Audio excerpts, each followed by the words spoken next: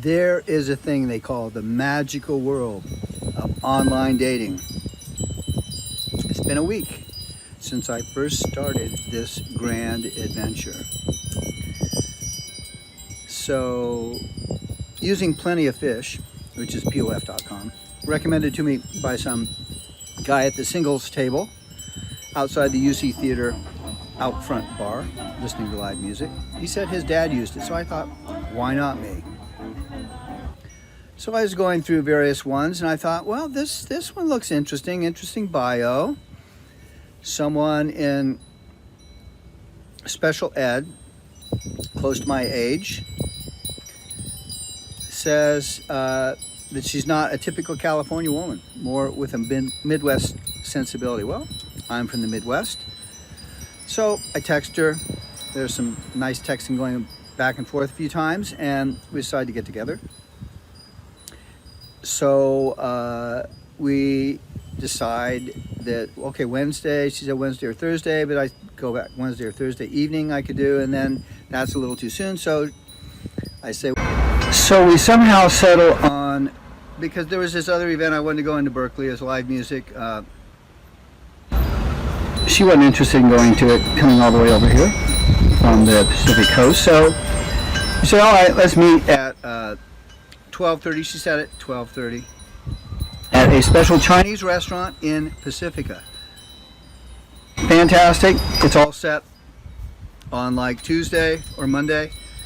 We get all arranged, and in the meantime, we're making sure, perfect, back and forth, exact time, exact location, everything's set. I sent a confirmation email yesterday, just to make sure, to reassure her that I was going to show up. A little background on this. It's really exciting. My first online dating experience.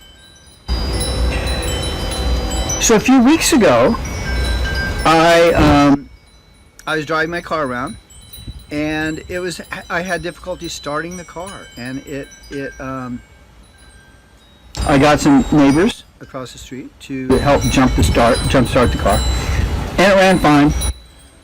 Ran it that day, then the next day it sat, and then the following day it chugged a little bit to get started, and but it started and it worked fine. I went and got a haircut in Berkeley, parked. Little trepidation. It still started, but it was not sounding so great. So I called AAA. I arranged a place at Trader Joe's, next to Trader Joe's in downtown Berkeley. And AAA came. Bam, bam. And AAA came. Bam, bam, bam. You know, AAA, I have been having such great luck with them. It's just very, very timely. They say 60 minutes, 15 minutes. I mean, talk about exceeding expectations. Great, great way to run a life and a business. Exceed expectations. So they come, they check the battery. The battery's no good. They install a new battery. It's been, a number of years since it was maybe the battery. It's maybe 3-4 years old. I don't know. I don't think I changed it when I bought it. Maybe it's 3 years old. And so it cost $160. But they came to me. I didn't have to ask them. Bam, bam, bam. Everything's cool. So flash forward to earlier this week. So I'm driving, and my battery light comes on, and then there's this other little signal on my dashboard that has like little headlight thing, and I'm going, okay, what's going on with the battery thing? So I stop at my mechanic on Thursday. Today is Saturday. I stop at my mechanic on Thursday or Friday afternoon, and I say, hey, the battery light's on. Could you check it? I'm thinking I'm going to have to bring it in for a special, consultation, but he comes right out. He hooks up the two battery testers on the battery, 13.5 volts. The engine's running and the battery light's on. So then he checks it against the alternator. Alternator seems to be working, and he says, I don't know. If it continues doing this, if the light keeps coming on, it's probably going to be the alternator. But right now, and I go and I look at the car, and the light goes off. The light's off. The battery light's off. And I go, wow, I think intimidated by his knowledge of auto mechanics. And I told him, wow, the car, I mean, the light's off. You must have intimidated it. So that's Thursday or Friday. So I'm driving around. I'm doing some other errands, delivering things I need to for real estate, open house signs, putting signs in and stuff. And I'm driving, and the battery light still sort of comes on. So, and then there's this a dashboard light that says something's going on with lights. So I go around and I check all the lights. There's one little running light that's out. I changed that. I try the brake lights. The brake lights are working fine. Now that's a little hard to do by yourself. The car is running, it's in park. I get a stick, like a board that I use to prop up the back window. And I stick it between the brake and the driver's seat. Brake and the driver's seat. It's jammed in there, so I can go around outside. I see the lights are working. The brake lights are working great. And so, so it's not the brake lights. I check the headlights. I check the turn signals in the front and the back, and everything seems to be working fine. But the light's still kind of like this warning light for headlights and stuff, and the battery light is still coming on in certain faint ways. I think, okay, well, still running fine. Everything's good. So Friday night, everything's fine. I go listen to some live music.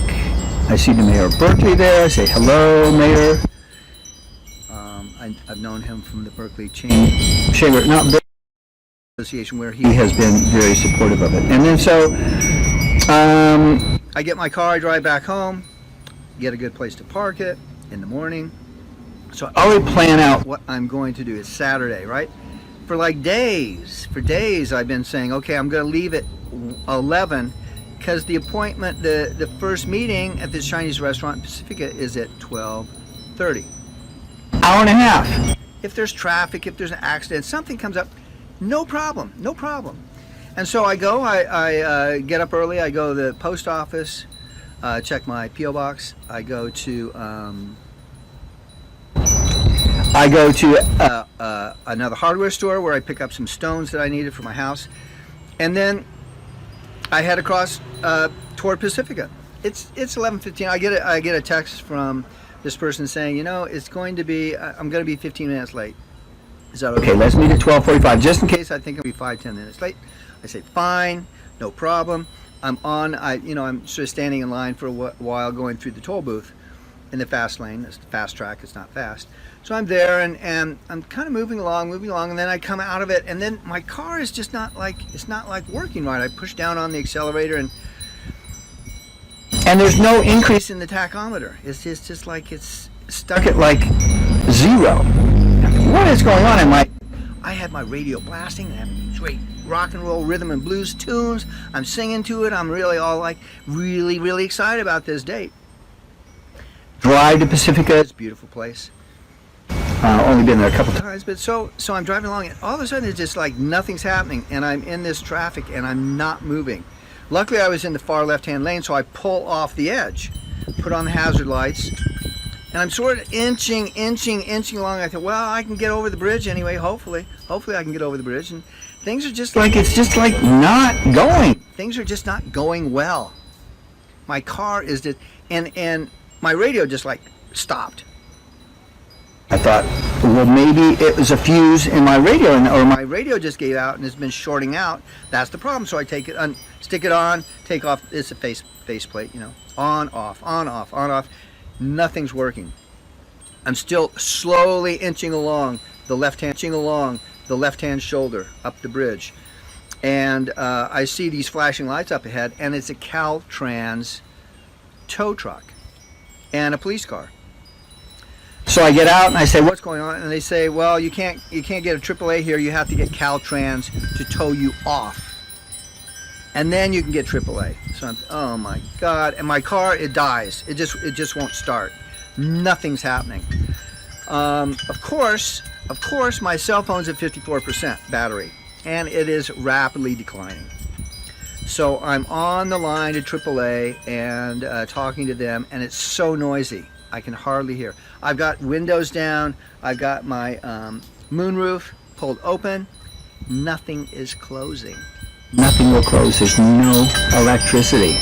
It won't start. So I'm talking to AAA. They say they'll contact Caltrans, and Caltrans had already left. That thing up ahead had already left, and then there's this other Caltrans truck coming behind. Okay, so in the meantime, I am texting.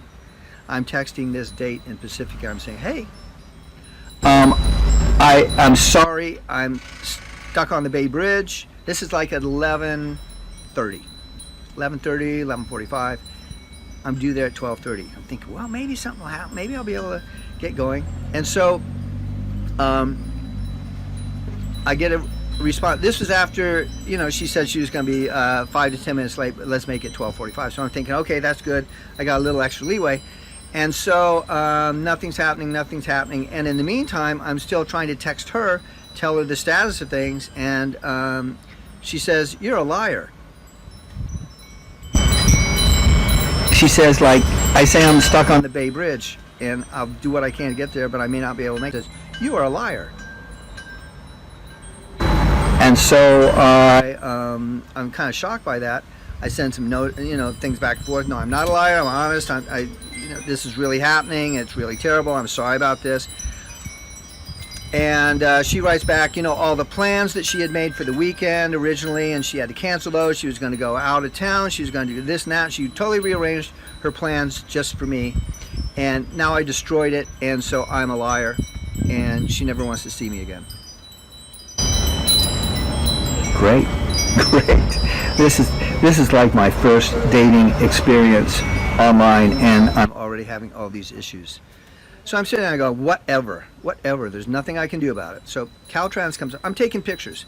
I'm trying to post some of these pictures onto Plenty of Fish as my profile pictures to prove, because we don't text, I can't text that this is going on, that I'm not a liar. I'm just trying to deal with life, It sucks.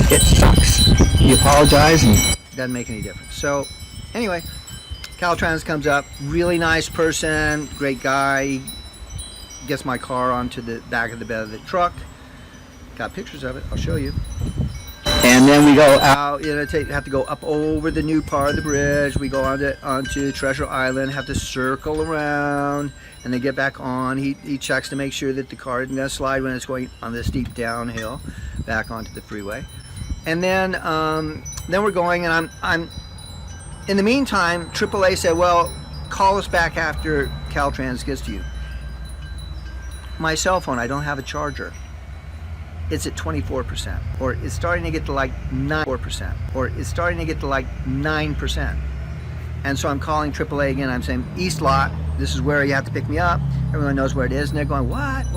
It's noisy, and it's like they don't quite get it. I'm thinking, I just hope that my cell phone battery does not run out before AAA picks me up. In the meantime, I'm trying to figure out, is there a place who can fix my car today? It's Saturday. It's like 12:30 now. 12:45. I got to 12:45. Already missed the date, obviously. That was by the time I got over to the East Lot. Dropped off. Great Caltrans person, really nice. We talked about being around during the earthquake, the last big earthquake, and how people don't understand what it was like. Really great experience. I mean, I'm enjoying speaking with these people who are helping me out in this time. And I mentioned that I have this date, in Pacifica, and it's all messed up. And she called me a liar, and everyone's giving me advice saying, forget her. If she doesn't trust you at this point already, then it is a problem. Warning sign. Anyway, so the battery person shows up from AAA very quickly tests my battery. He says it's dead. And this is a brand new battery 3 weeks earlier. So the alternator apparently has not been charging. I've just been running, well, at least Saturday morning, I've been running on just the battery. Because it was charging before. It was charging yesterday. And it was measured. So I'm in the east lot. The battery guy comes. We charge up. He tests it. It's not that alternator. So I'm looking. When is my mechanic open? Is he open today? No. Where am I going to have it towed to? So I've got classic AAA. I've got 5 miles, and then I have to start paying for mileage. So I'm looking around. Is there anywhere open? Anywhere open? This is taking up battery on my cell phone, right? And AAA said, okay, we'll send a tow truck also. And I'm trying to like see if there's anything else going on Plenty of Fish. Any other messages that are like, oh, I'm sorry I called you a liar. Sorry I didn't believe you. I mean, I did upload one picture of the Caltrans truck pulling up behind my car or in front of it. Just, I mean, I'm not a liar. I have high integrity, and it really irks me. It goes to my soul when someone calls me a liar, and I'm just doing the best I can in life when shit happens. Because it does. And I'm wondering also, I said, I pulled over the side, it's like, what's going on? Is this a premonition? Is this a premonition? Now, this individual also, in the About Me, says, I am not like all these other California people. I have the Midwestern mentality. I think I told you this, right? And that when she meets someone, she'll know, intuitively, she'll know if this is a good person or not. Well, we aren't meeting face to face. I'm stuck in my car, just trying to get it back across the bridge so I can get it fixed. And everyone else is saying, hey, you know, so the battery, I get it fixed. The guy's almost ready to leave. I go, oh my God, I have windows open. If I'm going to drop it off somewhere, the windows have to be closed, and my sunroof. So I go back over. The battery guy's still there. I say, could you help me, like, at least so I can close my windows? He's fine. Very accommodating. It's nice. Well, almost everyone. So we've got the, so he puts the charger, the little charger thing, pack on there. I start the car, so it runs. I get all the windows closed. He takes off, and the tow truck's there in a minute. They said it takes 60 minutes, and it's like 10 minutes. Life is on my side, at least on that side of the bridge, on the east side of the bridge. West side, don't know what's going on there. So it's 12:45. I'm trying to figure out some new auto shop. So I find an auto shop. I call several places. The battery is running down. Battery is running down. It's like at 1%. 1% on my phone means that, and I'm using this phone right now, 1% because I'm back home. I got to charge a little bit because I wanted to record this. I wanted this experience fresh. So at any rate, DeAndre, tow truck guy, AAA, picks me up, hooks everything up.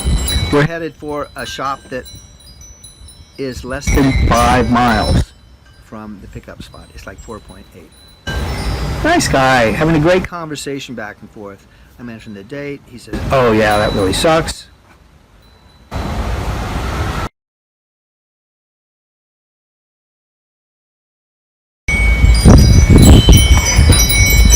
So sorry about that slight interruption.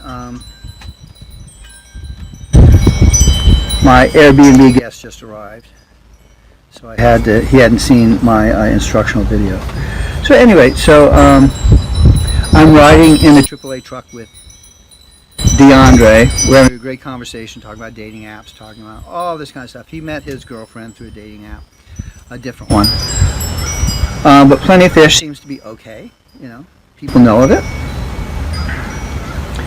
So we're driving along, things are good. We pull up to the auto shop. He knows of it before, and it is closed. It was supposed to be, but I had talked to the owner on the telephone. He said just, you know, park it there anywhere on the street. And so we're looking in. Can't exactly do it right on the street because it's 2-hour parking. He wants me to get a ticket.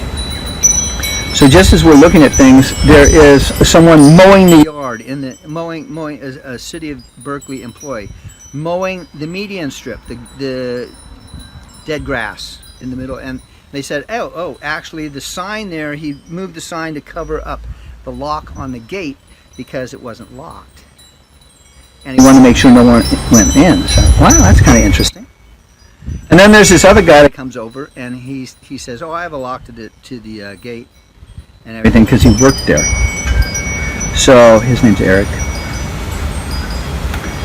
And so anyway, DeAndre had told me that, well, listen, just we'll put the charger. So Andre puts the charger connected to the battery. You take the car off the back of the bed of the tow truck. It's sitting in the street, and I have to move it up over the sidewalk and into position. First, I'm looking between these two cars. I go measure it out, and I go, I think I can just slide it in there so it's in front of the gate, but not on the street where I could get a ticket. Don't want to have a lot of extra costs because the car broke down on the bridge going to a date.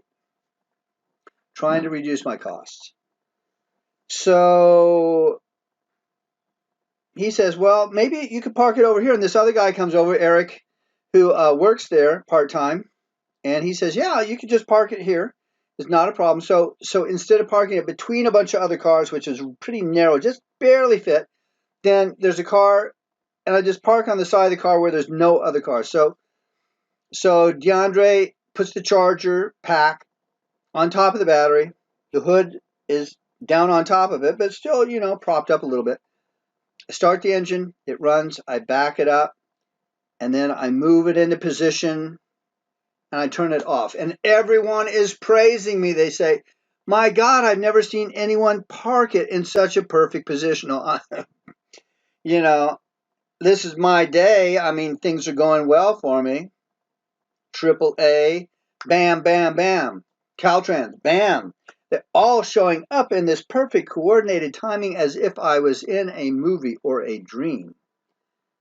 Except, of course, I'm missing this date, right? So I'm just going along with the flow. I'm just trying to, this is what my life is right now, so just do it. And getting praise for parking, I didn't think it was that big of a deal, but everyone else, very impressed. Turned it off. They take the charger off. I say goodbye to DeAndre. Yes, I will give you a stellar report because he deserved it. AAA surveys. And then Eric is there, and he's saying, so how are you going to get back? Where do you live? I say Richmond. He says, how are you going to get back? I said, well, I'm going to take bus and BART. There were a few items that I had taken with me that were valuable. I didn't want to leave in the car overnight. This is Sunday. This is Saturday. And so I have these things that are a little clunky. He says, well, I'll give you a ride in my truck if you give me a little gas money. Not a bad deal. My hip's hurting a little bit. I don't want to have to do a whole lot of walking, transfers, that kind of thing. It's a heavy load. So I said, great. So we go over, and Eric has me. I'm talking to the boss of the auto shop, too, on my phone. And again, DeAndre helped me get it charged up in his truck, so I don't feel quite so bad.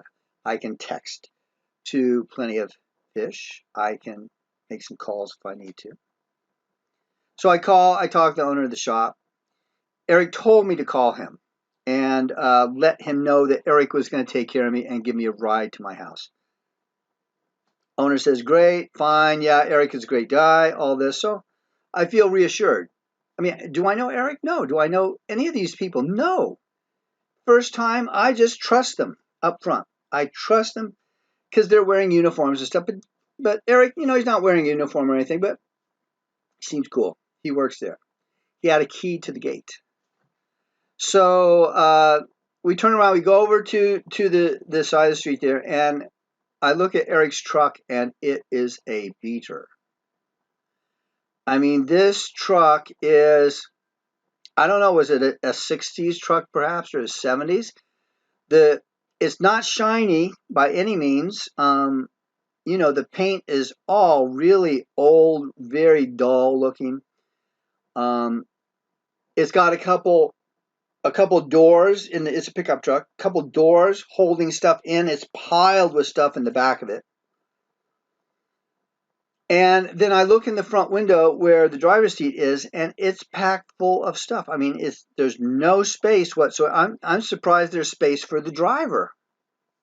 So I'm looking at it, and so I open the door, and there's all this stuff in the way, and it's like I'm thinking, how am I going to sit in there? Maybe I should take the bus and BART after all. But Eric comes around, he starts pulling stuff out, and just tossing it up on the back of the pickup truck. And I'm thinking, well, we aren't going to go on the freeway because that stuff is going to create a huge hazard.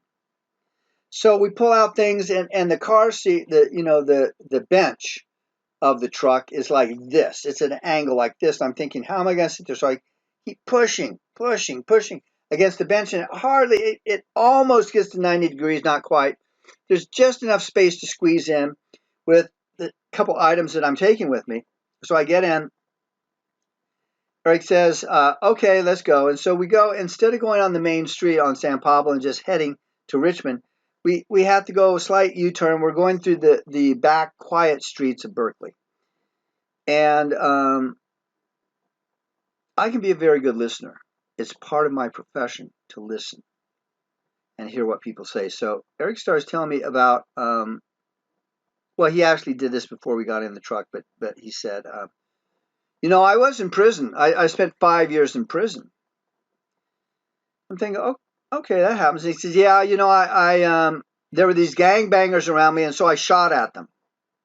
And then eventually I just took the gun, I threw it, and it was off somewhere, because the police were coming, because somebody had called about the gangbangers, and so he ended up going to prison for 5 years because he didn't kill anyone or anything, I don't think. Maybe he did. But anyway, he went to prison because of shooting at these gang members who were shooting at him. Very reassuring. I mean, this establishes instantaneous trust with the passenger in the seat, right? So I'm going along. I've traveled a lot of places. I've been in a lot of very interesting human situations. And so I'm in this truck. It's like a hoarder's dream. Stuff just stacked everywhere. I gotta say, I didn't feel totally uncomfortable. But it was like about 80%, 90, 150% over the top compared to how I keep my car. Believe me. So anyway, we're driving along, and then he's talking about some other experiences and stuff, and he's going through the back streets, and he's a safe driver. He's a good driver. I'm paying attention because I don't want to be sideswiped in this truck. The passenger side door was replaced, and the whole outside of it is just the frame, and there's no way to open it. There's no latch on the outside. So this kind of place it, and I did get a picture of the dashboard at one point. I wish I'd taken a picture of the whole truck so I could really give you the flavor of this unique experience. This was like around, what was it, 2:30, 2:30, maybe 2:30? What would the date have been at this time? Instead, I am having my day-to-day, just going along with the flow, just getting home after my car broke down on the bridge. Getting a ride from a helpful soul. So we're going along. He says, would you mind if we go to the recycle center? I need to drop off some things. It's already if I had taken the bus and BART, probably would have been home within half an hour. It's already a half hour. I think, okay, whatever. So we're going along. He's still telling more stories about his life and things of that nature. And at the recycle center, there's this really long line of trucks all lined up. But he explains, oh, well, they aren't going in the same entrance we are. So he was able to go around and then cut into this, keep clear area. We go in, and then we're sitting in line in this truck. And there's several other trucks in front of them. And we're waiting to drop off plastic bottles and aluminum cans that he had collected to make a little extra money. So we're sitting there, we're talking. I've seen people out in front of my house on trash day, early trash day, after we put our recycle bins out, going through our recycling and pulling out all the plastic and the aluminum cans. I've seen this. I've talked to some of those people. So I don't really know the back end side of this whole process. And so it's an opportunity to learn something about those who, whether it's their whole living or supplementing, they collect recyclables and take them to recycle centers in order to get paid. So we're sitting there, and there's a truck up ahead. It's a pickup truck, low bed, much lower than this big red Ford truck. And Eric is explaining to me. I asked, and I said, well, how do they measure what it is? It looks like, they're dumping these huge plastic bags full of stuff. And he's going, wow, that's a lot of money right there. That one's maybe, I don't know, $30, $40, $3, $25. He seems to know his stuff. So I said, how do they measure? By the item? And they said, no, by the pound. So it's like $1.50 per pound of aluminum. And it's $1.20 per pound of plastic bottles. So they dump it in this conveyor belt, it weighs it, and then it goes up this conveyor belt. And so I am thinking, wow, that is, that's a lot of work. So I've seen people do that. That's a lot of work for that small amount of money. And he's running his engine right now. I said, well, why don't you turn it off? Because you're probably wasting as much gas as what you're going to make. He says, yeah, my friends tell me that all the time, but when you start it up, you use more gas. I don't think that's true, because the truck's already warmed up. So he turns it off. We're waiting. He says, well, when that truck is gone, we can cut in line in front of these other people. So we're watching it. He's telling me other things. And then I'm watching very slowly. After another 20 minutes or so, these other cars start to move forward. They unload stuff, move forward. The pickup truck leaves. The other things move forward. It's our turn. And they're motioning, come on, move. And so I'm waiting. And they say, move. And I'm waiting. And I look over, and Eric is snoring. He's dead out. Eric, I'm pushing at him. Eric, wake up. We got to move. Half a minute later, he's, okay. So we pull up. Takes us another 5 minutes or so. He unloads these things. I don't know what to do. I don't know which is recycled stuff or what in the back of his truck, including the stuff that was in the front seat that he had to unload so I could sit there. So we go, and I think he said that he got $21 for all the stuff that he did. So we're sitting there for an hour. I don't know how much time. I said, well, where do you get these things? And he collects them from a couple different places. It takes a while to collect enough to do this, but it's hard. People who do this recycling, it's hard life. That is a hard life. When people have to spend their valuable heartbeats collecting these cans and plastic bottles and take it all the way there to the recycling. I mean, it's great for the environment. But anyway, so we go over across Gilman, up San Pablo, gas station there. I said, would $20 be fine? He said, yeah, okay, I'll put $10 of gas, and then I'll keep the other 10 for food or something. So I'm fine. We get in the gas place. It's pretty crowded. He has to go forward, back to finally get in position.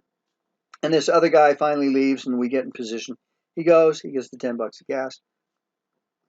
Another 15 minutes delay. I could have already been home if I'd taken bus and BART, no doubt. And there were many times there when I was thinking maybe I should get out of this truck and just go on my own. But I relented. I continued with Eric. So Eric has a few more stories, this and that, and he's telling me about Alaska. I guess he moved to Alaska, he lived there. And he was in Alaska, and there was this cute girl that he really liked. And the cute girl's grandmother had some misgivings about him and wouldn't let the girl date him. So he's telling me the background about this, and he said,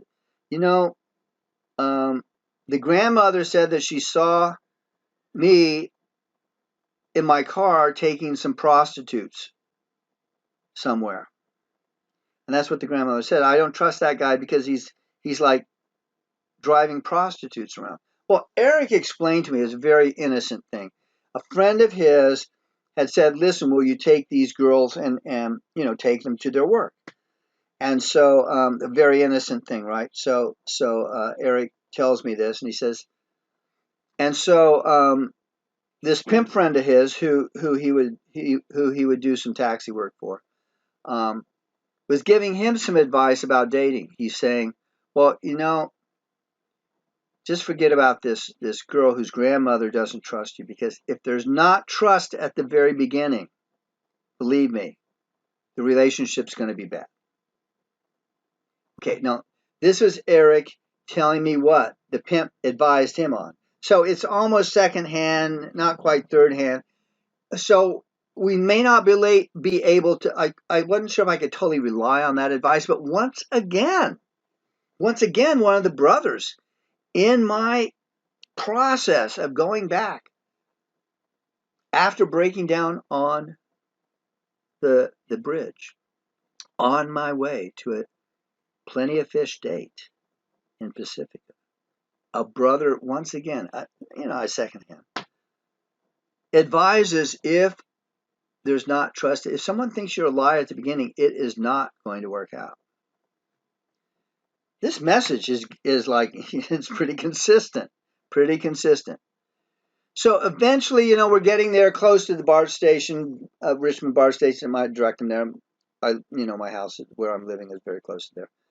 And there's this other white car, a smaller white car that has broken down on the road right before the BART station. And we're going around and we're ready to make a turn. And Eric's saying, I just don't feel right about not helping the brother out. And I'm thinking, we're so close. We're so close to my house. Another delay? Okay, let's go ahead and go pick him up, whatever. So we have to make a couple U-turns through the BART station, back on the street, and then another U-turn. And the guy is just so thankful that because it's on an incline. This car, it's sort of like my car was on an incline. So there's this other car on this incline. And I'm thinking, wow, this is pretty weird. It's like a duplication of being helped out on the bridge, but it's just us doing it instead of Caltrans and AAA. So how could I refuse to do it? So as we pull around, and he's just going to push his pickup truck into the back of this car that looked like it had been run into a number of times already anyway. And as the guy was saying, he said, thank you so much. It's just what a blessing. I plan to get rid of the car in another week or so, but I need it for this week. So as we're pushing it and to make the turn in the direction we're going, Eric is going, I'm going to buy that car. I'm going to buy that car, and then I'm going to fix it up because I'm a hustler. I know how to do things. I know how to make money. I'm thinking, wow. So we go past, the guy pulls over. Yes, for some reason he's able to drive enough, far enough to pull over the side of the road. And then we make a U-turn, come back. Eric gets out of the car. I'm just out of his truck. I'm just waiting, looking out through the window. He goes over and talks to this gentleman. He says, how much do you want for this? I think I'll sell it for $400. Okay, I want it, Eric is saying. Eric's out wheeling and dealing with this. I mean, I think it's a piece of crap looking car. And some of the windows are broken. It's probably was in an accident and skewed. Who knows? But Eric thinks he can make some money off of it. So it's Eric's life. I'm along for the ride with Eric. So another 10 minutes later, and I'm like 4 blocks from my house. I could have gotten outside. It's okay. I can get it from here. I didn't do that. I just sat there watching this interaction. And it also seemed like Eric and this other man knew a few people from prison. I mean, they were having this lively conversation. Oh, you know so and so and so. Interesting. So anyway, then we're starting to go. I said, Eric, I live back that direction. We're going, oh, okay. So we make another big U-turn. We go back. He drops me off. Everything is cool. I get back, and that's when I decide I think I'll make a video of this while it's still fresh in my mind. I'm back. It's like around 4 o'clock. Now, I figured that if I had that date in Pacifica, because I was planning on coming back to Berkeley to go to another event in the evening, This started at 7:30. I'd probably have left at about 4 o'clock anyway. So this whole time period on the bridge, all the Caltrans, all the double triple A, going to the auto shop, Eric's meandering process of getting me back in front of my home. So I didn't have to walk, didn't have to strain my hip. That whole process would have been about the same time I was on this date anyway. What a date! I mean, what an alternative to this specific date. So I just had to start recording it while it was still very fresh in my mind. And I started sharing this with other people, and other people had some very, very interesting feedback themselves. But I won't go into that. So at this point, that's sort of the conclusion of what happened. And because of the, and then that was around 5:30 or so, in Plenty of Fish, I get this text message after occasionally I'd filled in, I said I had to do this, a little bit of texting back and forth. And eventually there's this like response saying, I believe you, ... Get in touch if you want to or whatever. And I'm thinking, 4 hours. It's like 4 hours. What made her suddenly believe me when at first I am a liar and she never wants to see me? Don't know. It's Saturday afternoon. I'm getting ready to go to this backyard Berkeley concert with some hard rock music and some comedians.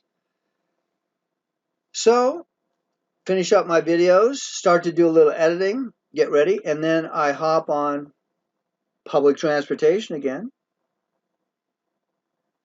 I take BART, and then I take a bus, a different route, a little bit of walking, a little bit of pain in my hip, to get to this other venue. I would have driven directly from Pacifica, but I do not have the car. It is in the shop.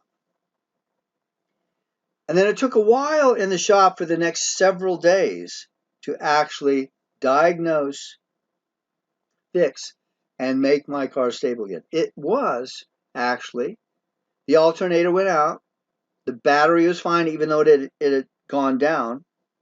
Quite a ways it had to get charged back up, but I didn't have to replace the battery. Good thing. The alternator was the problem. It wasn't a parasitic drain, which I learned about. It could have been that. A parasitic drain was draining the battery while you're sitting there. More drain than the alternator's putting into the battery, so it just keeps going down, and eventually you're only running the engine off of the battery and not the recharging of the battery. Parasitic drain, important thing to know. Even if you're a natural medicine doctor, parasites, big problem in humans and in cars. But so a day or two, it wasn't until Tuesday that I was actually able, Tuesday evening, I was able to pick up my car because the alternator that was put in, it was a bad one. They put in a new alternator and it was not charging right. It was draining. It was parasitically draining the battery too. So I had to replace another battery. It took until Tuesday to get my car back. Wait a couple days just to be sure the car was running and would start every day. No battery signs on the dash. Before I tried to, I decided I'll just be local. I'm not going to take any long trips anywhere until I know that the car is solid, because I tried it before and I went dead on the Bay Bridge. So that's my story. I'm sticking with it. Thanks for listening. Totally true, not a lie. You can't make this stuff up. Life can be so unusual. Why do you think these TV shows are so good? Because they base these bizarre stories on real life. I am amazed what real life serves up that is so creative, so crazy, so unbelievable. But this is my true story. You can believe it.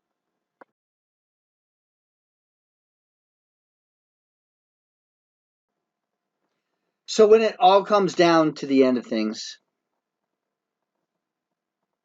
what do I do? How should I move forward in this online dating situation with this one particular person who said, "You are a liar. I never want to meet you." And then 5 hours later says, "Well, I believe you." What's going on inside the mind and heart of this individual? Do I follow the advice of every single brother in my process of getting off the bridge, dropping my car off, and finally getting my car fixed? Do I follow what they say and just not pursue this because they said, if there is not a trust at the beginning, the relationship is going to fail. So don't bother. Move on. A lot of people say that. Very, very solid advice. Very solid advice. So what I ended up doing is a matter for the next story.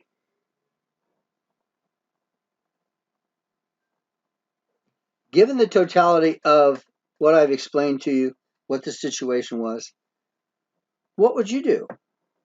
What advice would you give me if you were my dating guru? Should I try to have a date with this same person, or should I just call it quits, say no thanks, or just don't say anything, just ghost the person? What would you do? What do you think what do you think I should do? Let me know.